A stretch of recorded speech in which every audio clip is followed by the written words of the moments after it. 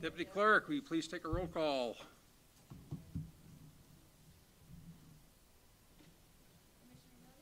Here. Here. Here. Here. Here. Here.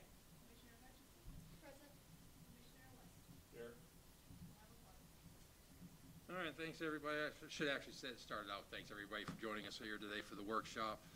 This is for the Planning and Zoning Commission to speak with the Governing Body Commission to go over both quasi-judicial procedures and Robert's rules.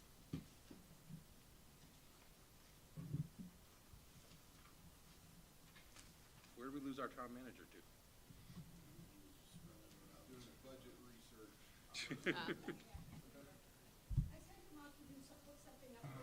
Oh, okay. So as chair of P&Z, I can go over the quasi-judicial deck that Nan provided. Let's go. Okay, all right. Okay, so if we'll go to the slide for the quasi-judicial proceedings deck.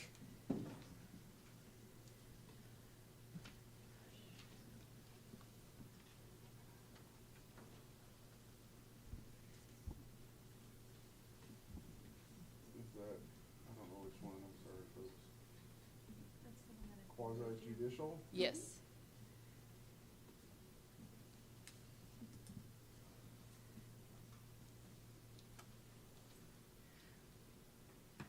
I think it's, yeah, there you go.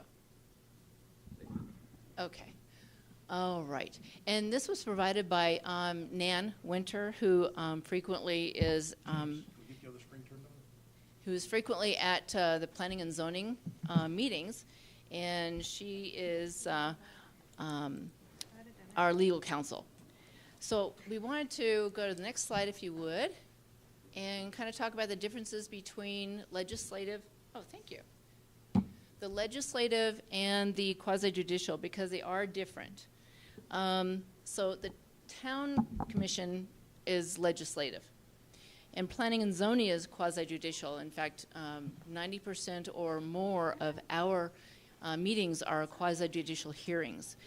So the town commission focuses on public policy, and they may be permanent or general in character. They're not restricted to individuals or individual properties per se.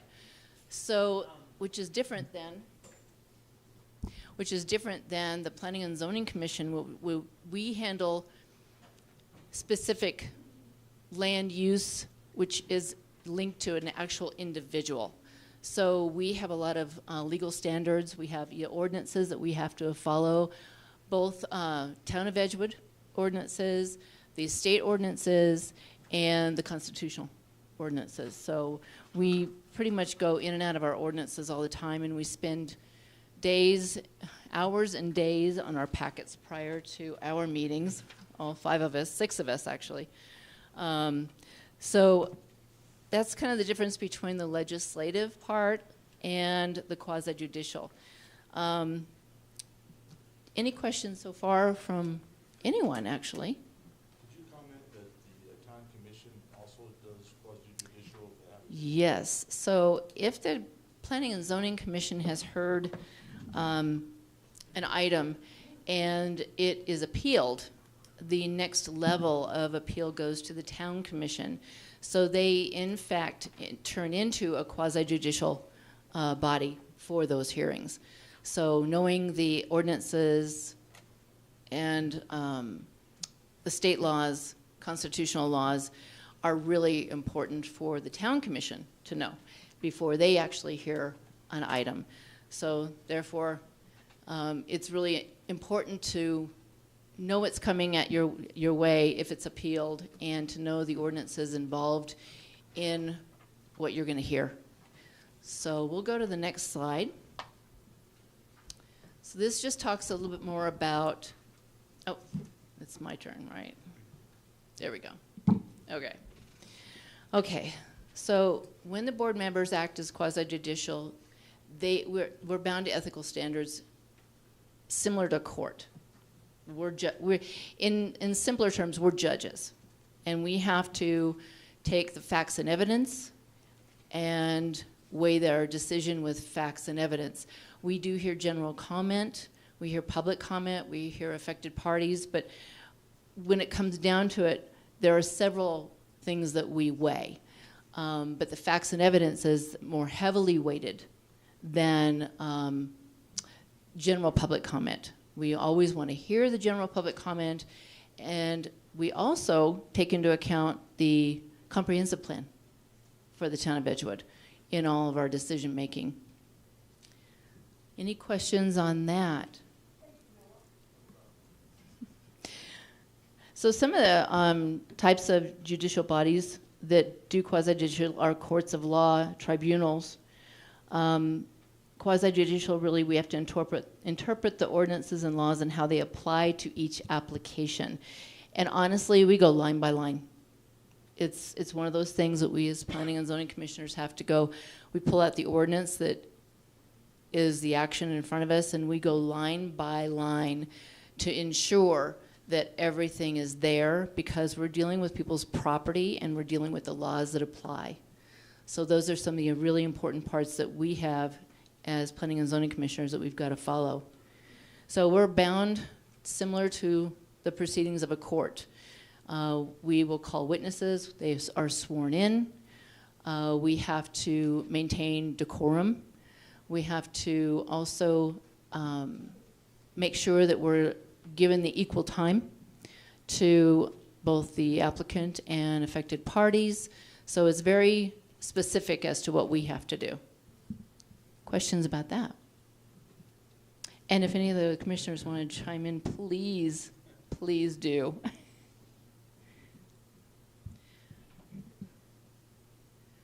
Okay, so the proceeding. So basically small-scale zone changes are what we deal with. So we are tasked with making sure we are protecting the rights, duties, and obligations of the individuals that are applying, but also the rights, duties, and obligations of affected parties. And we also have to balance that with the town, per the comprehensive plan. So if we don't, there are procedural consequences to that. And that's very broad, but that is where something goes to legal and goes from planning and zoning to the town commissioners and then to the district court. So we have to be very careful about the hearings that we have and making sure that we are procedurally correct. If we are not procedurally correct, it could be overturned in district court. So it's extremely important that we follow our procedures, and all 6 of us have been, we go very in depth. Does anyone want to elaborate on that? I think several of us have been through multiple trainings conducted through the New Mexico Mutual League, which are very beneficial. And a lot of our backgrounds, I believe, are also very, our skill level in this particular commission is very high. So we have a very broad base to draw from each one of our commissioners that are on the planning and zoning. And we all bring our strengths, and we work as an extremely good team, I believe. I would also like to say that it's unique that this example is talking about a zoning hearing, but recall that the Planning and Zoning Commission makes a recommendation to the town. We don't make the decision, and so we make a recommendation. So I never had thought about it before, but when the town commission makes the decision, is that a quasi-judicial process? How does that work? It is. And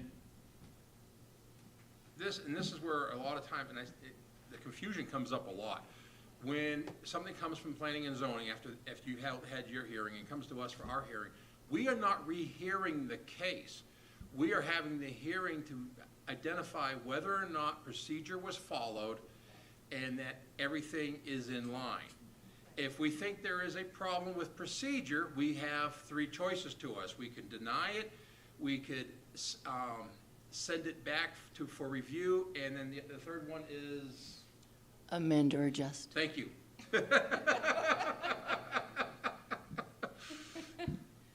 So that's the three choices, but we are not rehearing the case. When people they want to come out, they want to do public testimony, we're not rehearing the case. We're verifying that the procedures set forth by for the town are being followed. And so, if you guys haven't experienced you sending, the town commission sending it back, but if you did see something procedurally wrong, would you guys document what you thought was the procedural error? That's one of the things we're supposed to do. We have to give a reason why. Yeah. That's good. Just hadn't experienced it, so. Yeah, and they also can't, I think we've only kicked one thing back in some of it. yeah, and the applicant also can't introduce, there cannot be any new evidence Correct. introduced. Because we're not rehearing the case.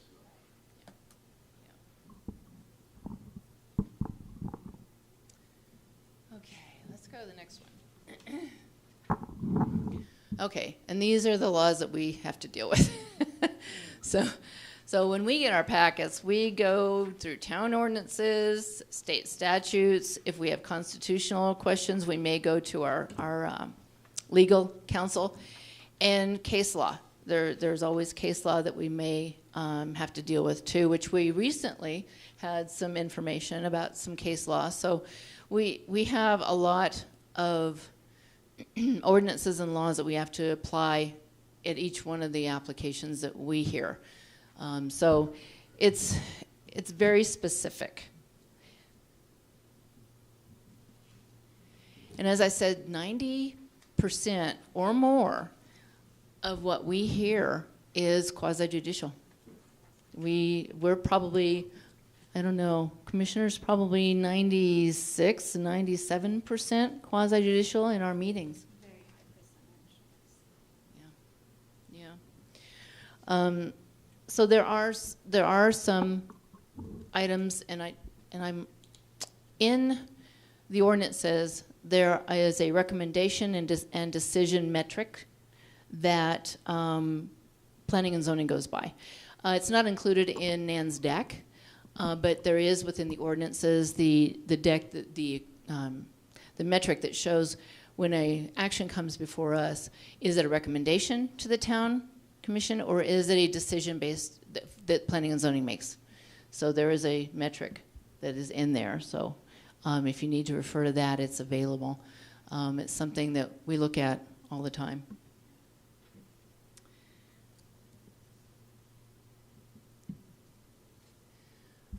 Okay, so the zoning ordinances and subdivision ordinances, these are just the sections that they're located in. What I noticed we didn't have up there is there is a Town of Edgewood resolution number 2016-05, and it's the resolution of the Planning and Zoning Commission of the Town of Edgewood. And so it actually, it's available online too. But some of the really important items I wanted to kind of bring up on that is basically talking about when our hearings are supposed to be held. The chair, the vice chair, all of the members and officers are listed.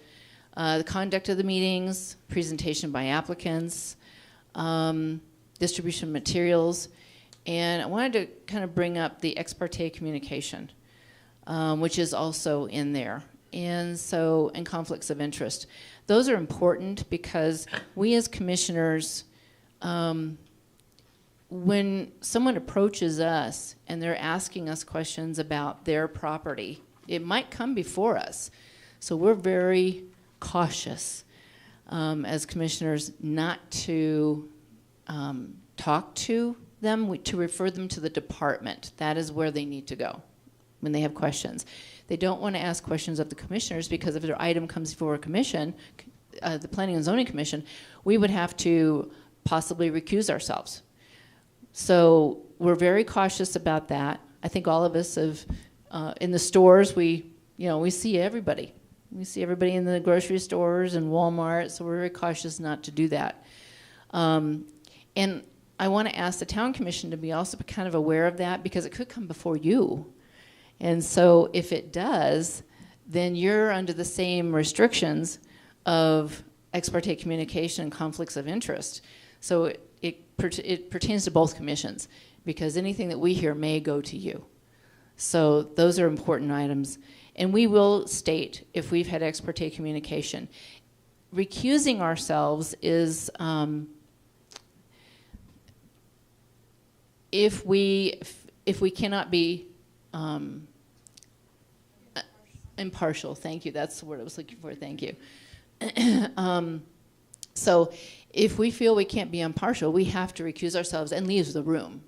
We cannot be in the hearing during that time, which is why we're so careful, because there are 5 of us plus an alternate, and we have to have our quorum, and we don't want to have any perception of that happening for the Planning and Zoning Commission anyway, so we're very cautious about that. Anyone want to add to that?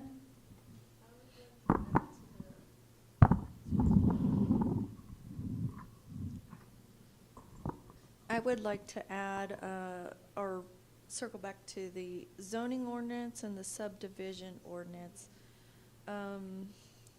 As we've been pouring through these documents and, bringing them to life and relevancy to whatever's at hand for the evening, we've noticed that there's some discrepancies in these documents, and it really is a good opportunity and a good time to revisit all of these ordinances for relevancy. As you can see, 2019, that definitely deserves an update. 2024 did have an update, but there were very, very minor wording issues. So I would just like to encourage you guys to support a new set of eyeballs on these ordinances. Make sure that we are in line with state law, because I'm sure that's changed over the years, and also with the comp plan as well. So commissioners, may I make a comment? That's a great idea, and it's already in the works. Okay. We're working with Brandon on that, to just that exact thing. We haven't reached an agreement with him yet how to do it, or how, you know what I'm saying? That's But great absolutely, and the commissioner, your point is well taken, because when they conflict and they go back and forth, you guys are in a horrible spot trying to do anything when you got conflicting ordinance. So I think it's going to cost a little bit of money, but I think that's something that's just absolutely paramount to help get planning and zoning back up and running like it should be. Thank you for Yeah, taking the absolutely. lead on that. It was very important to us in making our decisions, so I appreciate it. Actually, it was more Elise than me, but I'm taking the credit for it. Thanks, Elise. Something else I want to go ahead and right along those lines too.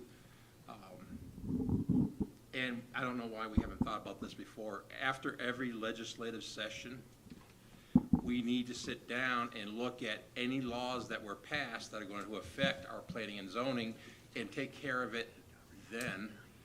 It's a lot easier to do it, right during the fact. And then once the governor signs it, we're ready to go ahead and make the modification to our ordinances.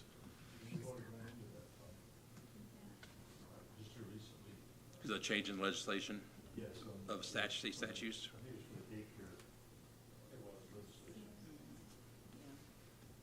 The zoning.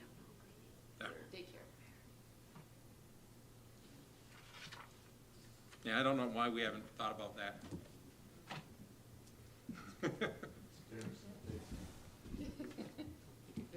But that's why we have these things, because that's how stuff like that comes up.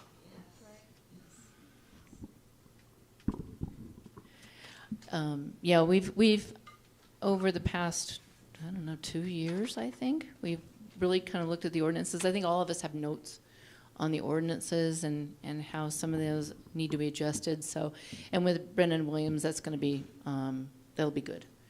Yeah, so we'll move forward from there, which is great. Let's move on. If we do have any questions? Yes. Excuse me. One other thing is and I know Manager Elise is working on this, but, some of the applications were outdated or didn't contain enough information. Introducing maybe some tracking systems to find, projects after they're all said and done. And that's all internal stuff and not anything we really handle.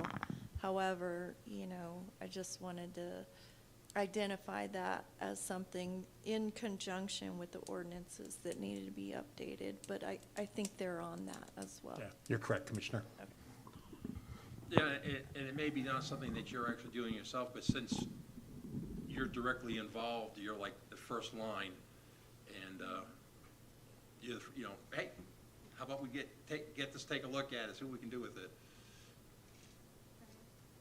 I mean, because all of us working together makes the process work better.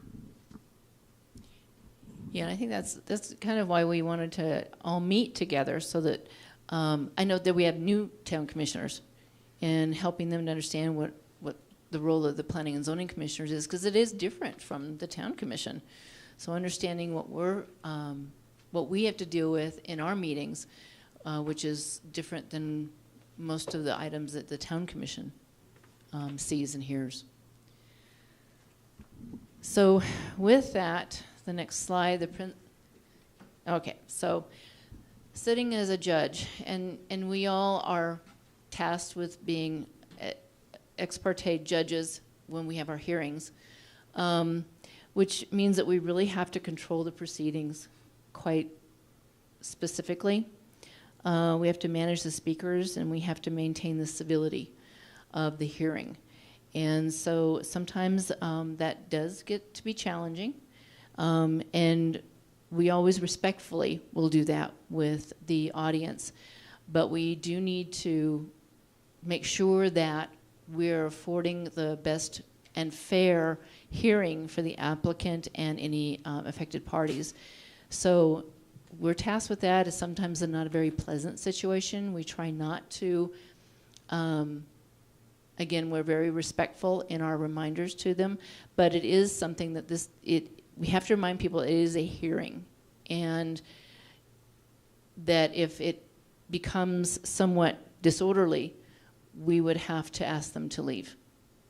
So those are things that we would have to do, because it's in respect for the applicant.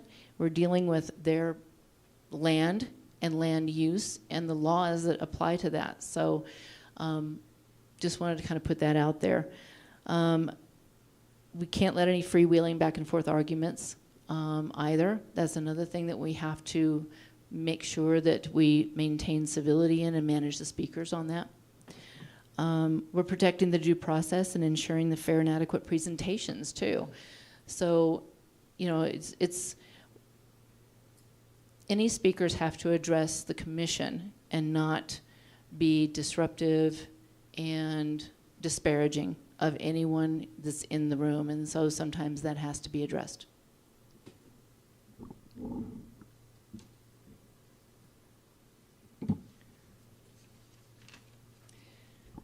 Okay, so testimony under oath. So we swear those in that are providing testimony, but we also provide in our meetings the general comment section. So we've adjusted our meetings a little bit to accommodate general public comment a different way. So rather than all at the very beginning of our hearing process, after we've introduced the item, we allow the general public to make comments in favor of or opposed to. So we can separate those a little bit better now. So I think our agenda has gotten a little bit better. Any comments from the other commissioners on how the agenda in the past 1 or 2 meetings has gone? I would just say it's working well. It's a good structure, and I think it's documented well, and it helps us follow the procedure by having it in the agenda. We have quite a bit of paragraphs that we read. so that the public is aware this is how it's being conducted.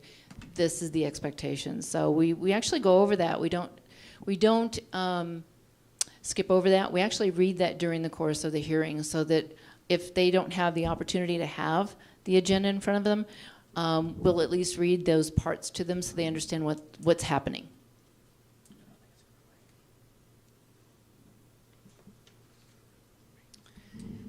And kind of back to conflicts of interest. Again, we have to make sure that we're providing the fair and impartial hearing and free from any bias or predisposition, conflicts of interest.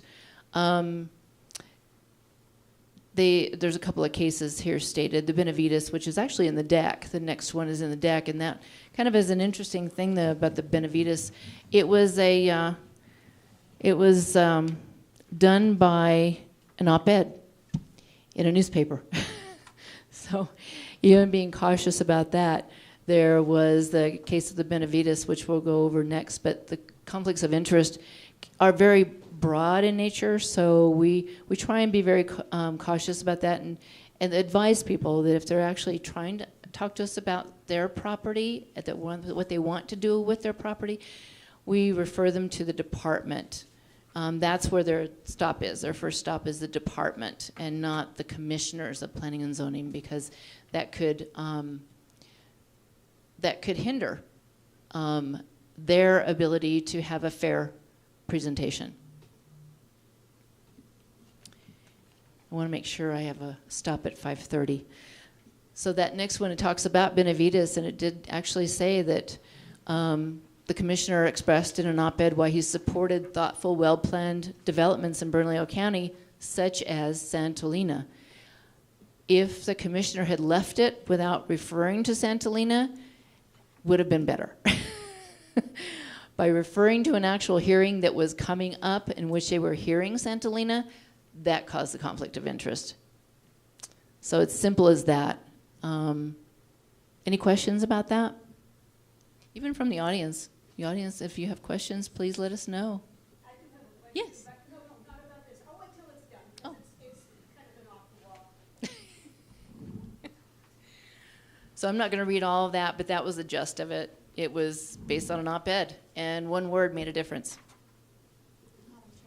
I'd like to add on the conflicts of interest. I think in meetings that I've been in, we even go so far as to be very careful as how the meetings look. Sometimes people approach us and we've said we really can't talk right now, and we try to make that known, because for me, the conflicts of interest, I don't ever want to be seen as having done anything in the shadows, if you will, ever. And I really take this very seriously, and I think that our commission does an extremely good job of knowing when to step back and say, hey, this has happened, but I don't think it's changed our decision. And I think that this is something I think we all should take a little bit of pride in, that we do very well as a commission in making sure that there's never any of these conflicts like presented in this case.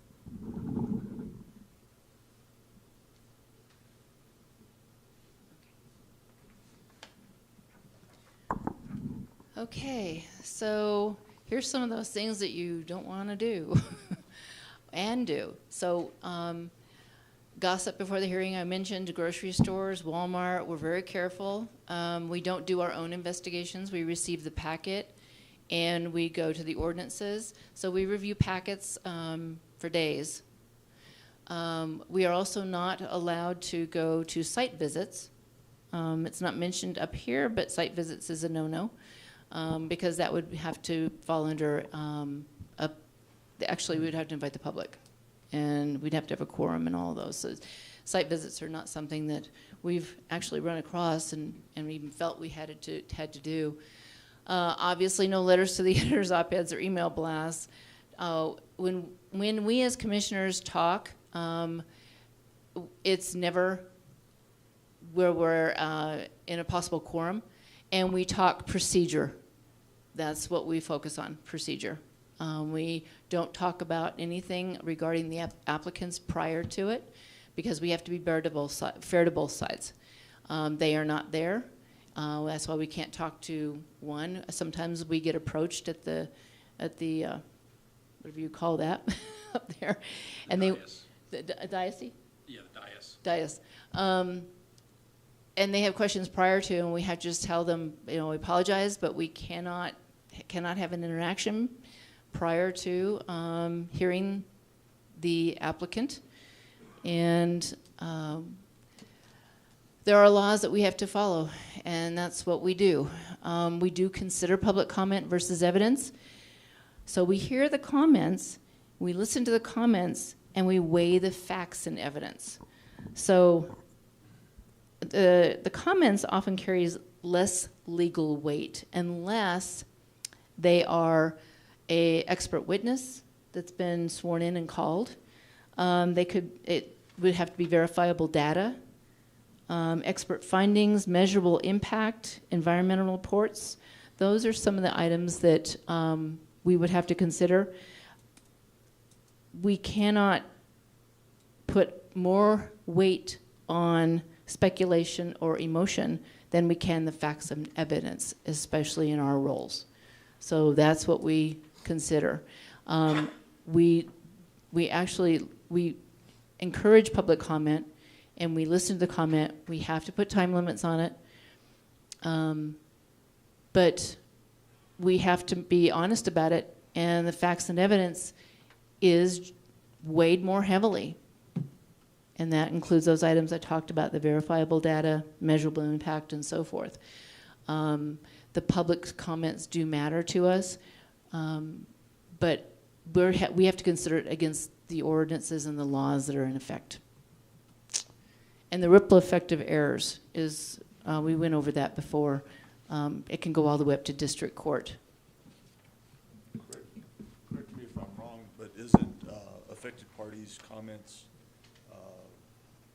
testimony as opposed to public comments? Yeah, that's correct. So there's general public comment, and then there is the affected party testimony. One's more based on opinion, the other one's based on fact. Yes. So can I ask you a question, Commissioner? Or Commission Chair, I'm behind you, Yes. but that's okay. So I think it's kind of interesting when you get when you get someone testifying about an issue, who is allowed to and who is not allowed to? Do you see what I'm saying? So affected parties are those that typically identified by the Planning and Zoning Department based on their location to the property that And is. their ownership? And ownership.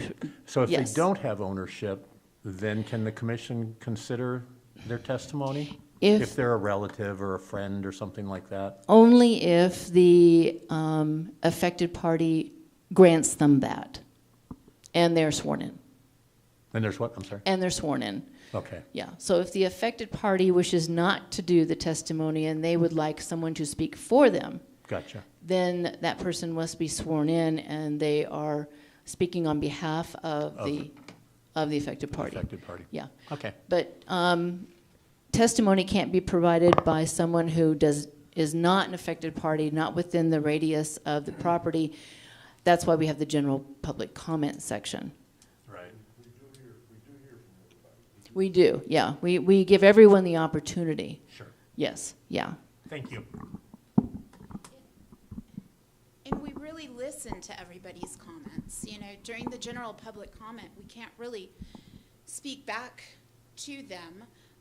We're allowed to ask questions during the testimony, the actual court hearing, and we're allowed to have interactions then, but we can't really have a conversation during general public comment. But I do want the public to know that as a commission, we really listen to what is said. I'm always up in my seat making notes, and I go back and I review that, and I review video too, just to make sure that I can remember what the public has said and what the parties have said during the testimony. So I don't want that to just be, I don't want that to go by the wayside of we are callous in any way, because we're not. We really do listen.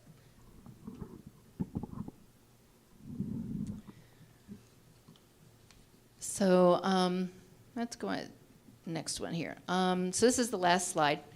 Obviously, the applicant presents their case, commissioners ask questions, and then the opponent or affected parties can present their case, followed by our questions. They can cross-examine each other, but we have to maintain that civility and order in that process also. When we close the hearing, it's not we are done with public comment. We are done with all testimony, and that's when we close the hearing. So we cannot hear from anyone after that because the hearing is then closed and we go into our discussion time frame. So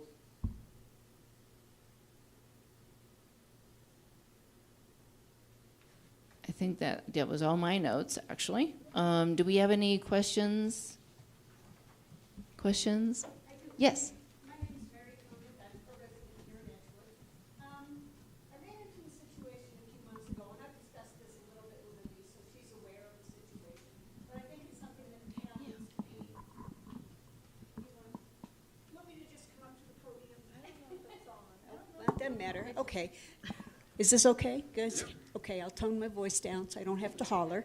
A few months ago, I live in a private land division, and we have covenants and so forth. And the lot next to me, which is one lot north, was being bulldozed. The land had been sold. The gentleman wanted to come in, put in a house, no problem. What I found out, however, is that he had received a building permit from the town of Edgewood through Felipe Garcia, who was the code enforcement officer at the time, to put in a manufactured home, which is against the ordinance. Now, I realize that P&Z does not enforce covenants and HOAs and that kind of thing.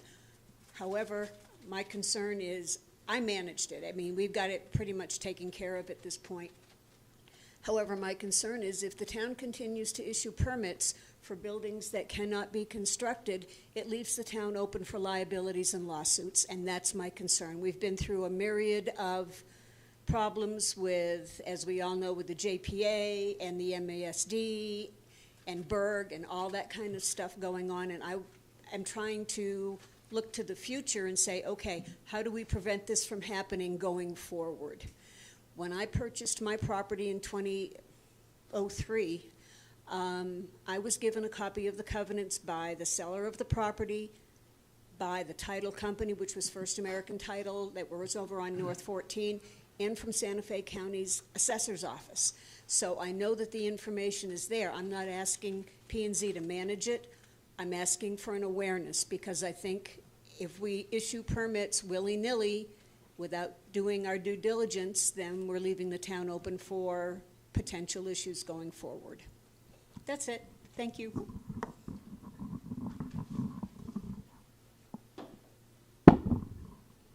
Thank you, Mary. There is and you can access it, but there is a manufactured housing and zoning code for the state. Yes, I have copies of it all. Yes. I went to RLD and got all that. Yeah. I have a packet like this. Yeah. From RLD showing that the permit had been issued. It has subsequently expired. It was issued in November and expired on May 26th, I believe. But my concern is that the permit was issued for an area where a manufactured home cannot be put.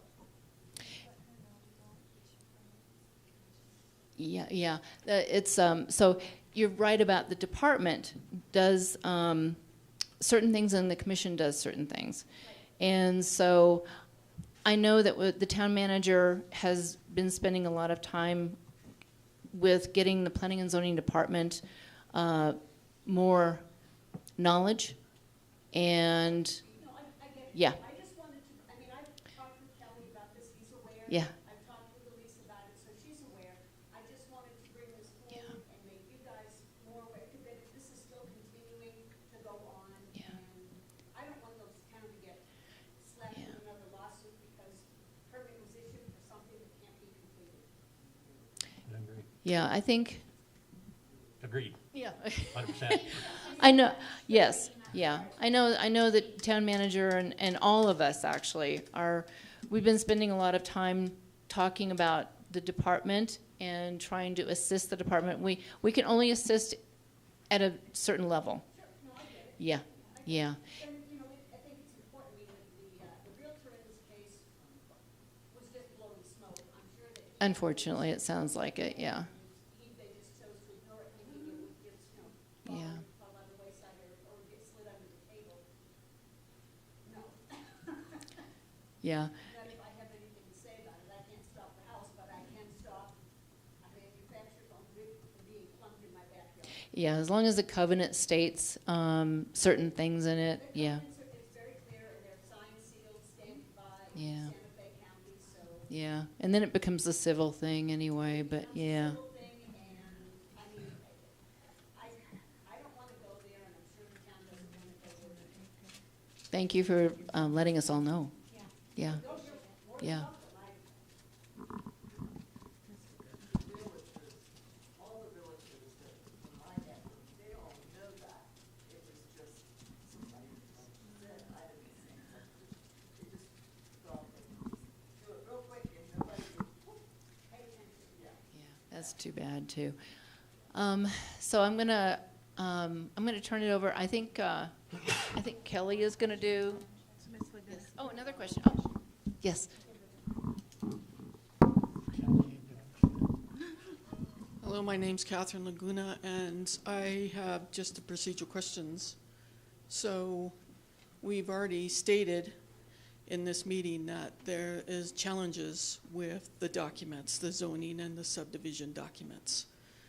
So how do you, as the judges, solve conflicts that come before you with your reading of those items with the department, 1, 2, with each other, and 3, with the applicant?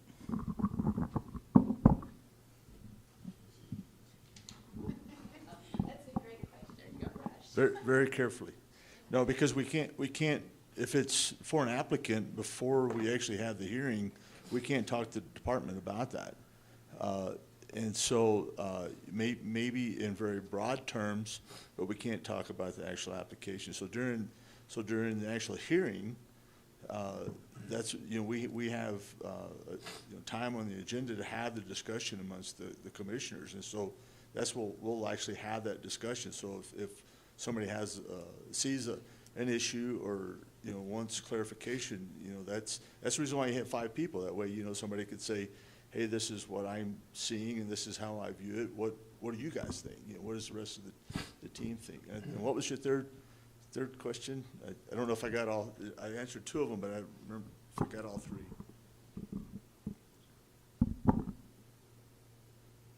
3. The 3 count was just 3 parties. The question is, if your reading of what's before you is different than what is presented to you from staff or staff's comments on the item, your disagreement with each other, and any different reading you have with the applicant. How does that get solved? Hopefully we would resolve it during the discussion, but, in the end, each person is its own judge and gets to decide, right? And so you have a vote. When you say discussion, please be clear. The discussion, when you go to discussion period, is amongst just you guys, actually not with the applicant, right? It's public, it's a public discussion. It's between the commissioners, but it's open to the public. In its presentation, but not in its engagement.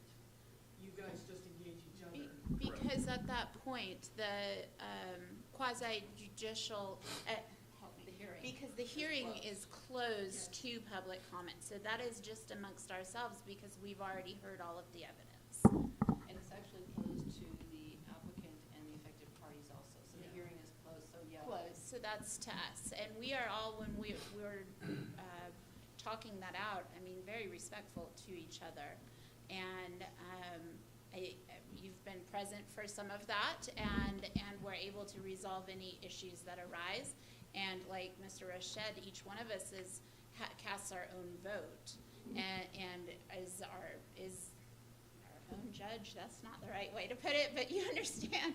And so that any issues between us are worked out, I think, very politely in the moment. Actually, that deals with item 2. Right. Okay, so now the question goes to how do you address, because when you're in closed session, discussion period, in the discussion period after closed session, you don't take comment or input from anyone, including staff. So the question was staff, yourselves, and the applicant. So you dealt with number 2.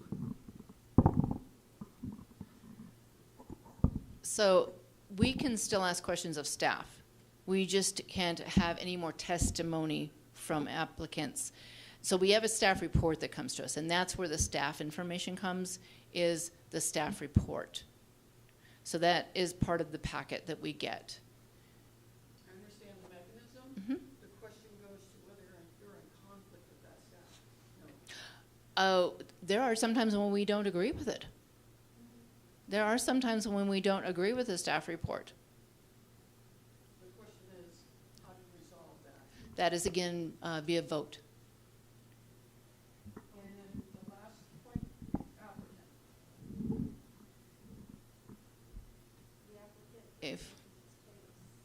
If we're not in agreement with the applicant, yeah, it all boils down to the vote, and we all cast our own separate votes. That's after you close session. Correct. And the applicant actually is not an engageable Right. entity at that time. Right. Question then goes, if it's about the applicant, that has to be before you close session. So how do you resolve a difference between the applicant's reading under the guidance of the department and your reading of it? How do you deal with that? The applicant's reading of the ordinance versus the department's reading of the, or are you talking about the department's reading of the ordinance versus our reading of the ordinance? Respectfully, you've dealt with number 2 amongst yourselves. The second one, or the first one, was your reading of it different than staff. And then the third was with the applicant. So when can you engage the applicant? Only time when he presents his case, right? So the question is, how do you resolve if I came to you as the applicant and I showed you the ordinance and said, there it is, my reading of it is this, and you say, no, our reading of it is that, how do you go about resolving that? And that would be in our discussion after it's closed. I think there's another avenue to this. There's a pre-application meeting with the planning and zoning prior to the actual planning and zoning hearing. And so at that point, they can engage and get direction from planning and zoning management if they have a different interpretation of, you know, an ordinance or something of that manner. So then that goes to staff to applicant. Yes. The question was you guys to applicant.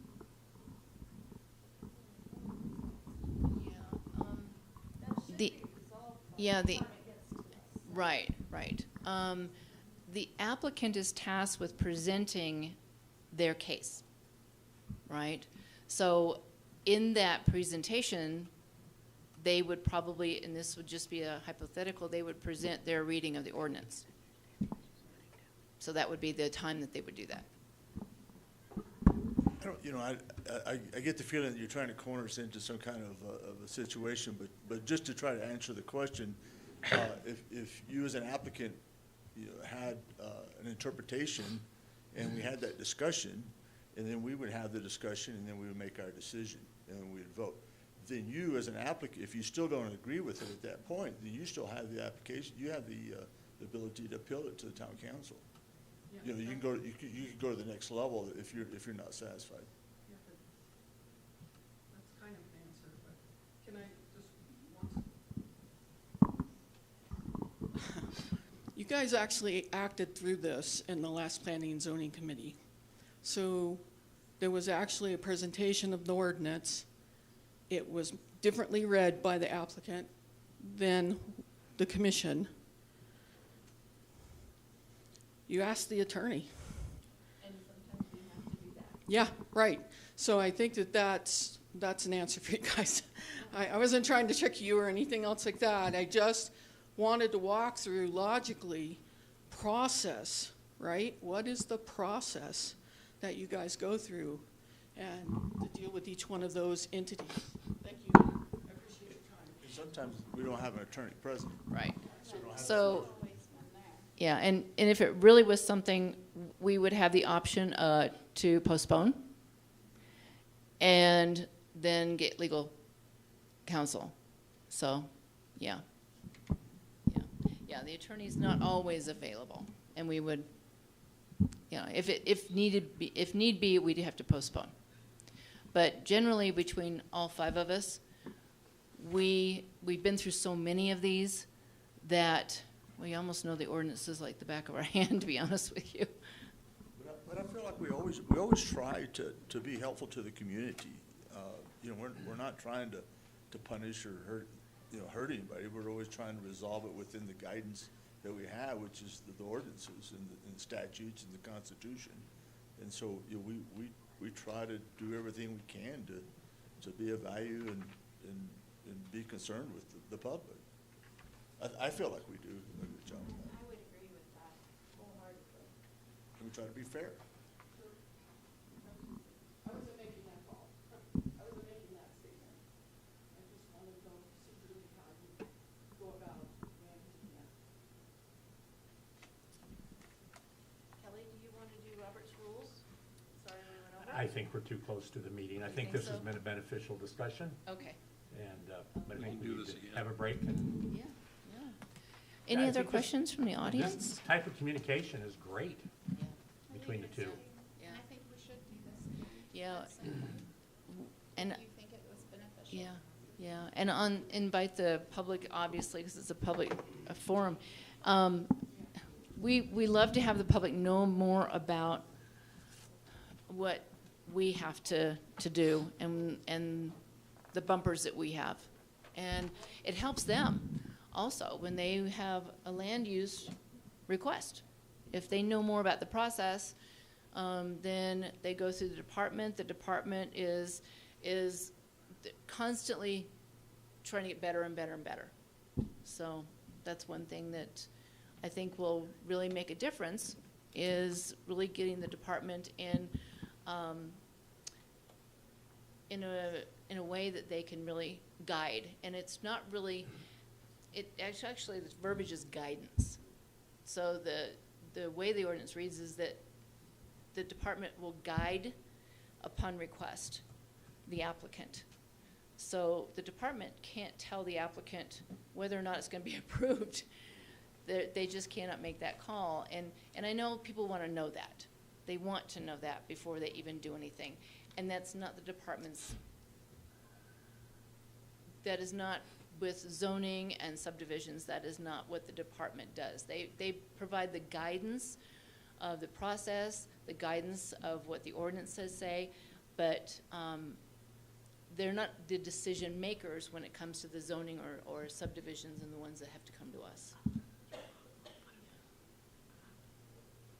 you have any questions for us?